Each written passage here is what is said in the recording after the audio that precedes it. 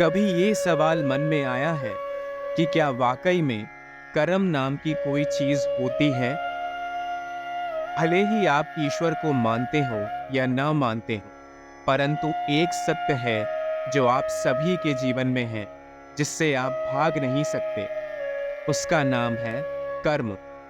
ये कर्म का सिद्धांत ही है जो तय करता है कि आप अपना जीवन किस तरह से व्यतीत करें और इसके आगे के परिणाम क्या होंगे।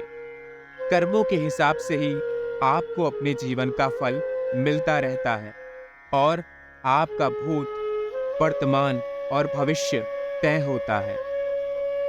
कर्म आपकी जिंदगी को हर जगह से प्रभावित करता है। आप कर्म से भाग नहीं सकते, न ही इसे टाल सकते हैं। कर्म हर समय, हर पल आपके इर्द गिर्द एक समान, एक दिशा में आपके साथ आगे बढ़ रहा है और आपको निरंतर देख रहा है। ये जरूरी नहीं कि हर चीज के पीछे कोई ईश्वर का हाथ होता है।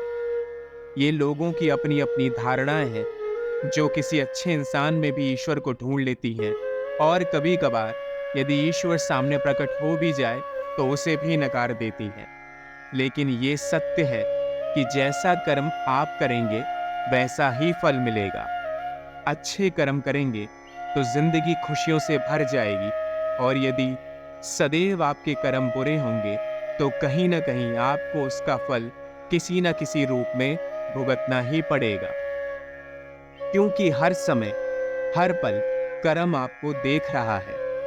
ये मत सोचिए कि आप जो कर रहे हैं कोई नहीं देख रहा और आप बचकर निकल जाएंगे। कर्मा की आंख से कोई नहीं बच सकता। कर्म का ये चक्र हर पल आपके साथ खड़ा रहता है और एक बही खाते की तरह आपके काम को किसी न किसी तरह लिखता रहता है। हर अच्छा काम, हर बुरा फैसला जो आप अपने जीवन में लेते हैं, उस पे कर्म की दृष्टि अवश्य होती है। ये सब उसके खाते में जमा हो रहा है। और जब भी आप कोई बुरा कार्य अपने जीवन में करते हैं तो आपको कर्म हर समय संकेत देता रहता है। वो आपको बताता है कि आपके पास समय है, आप अपने बुरे कार्य को बदल सकते हैं। यदि आप फिर भी कर्मा के संकेत को नकार देंगे तो आपको इसकी हानि अवश्य होगी। कभी कभी जिंदगी में ऐसे मोड़ आते हैं जो हमें सही रास्ते पर लाने की कोशिश करते हैं। ये कर्म के ही संकेत होते हैं। अगर आप किसी गलत रास्ते पर जा रहे हो तो जरूर कोई ना कोई रुकावट आएगी, और यही रुकावट एक बहुत बड़ा संकेत होगी कि सुधर जाओ और सही मार्ग का चयन कर लो। इन संकेतों को समझो और खुद को सुधारने की कोशिश करो। पर कुछ लोग अपने ही घमंड में चूर रहते हैं। वो इन सभी संकेतों को नकार कर आगे बढ़कर बुरे कर्म करते ही रहते हैं। ऐसे लोगों का विनाश निश्चित है, क्योंकि कर्मा की लाठी एक न एक दिन उन पर अवश्य पड़ेगी। जीवन अमूल्य है, इसे इस तरह से व्यर्थ मत करो।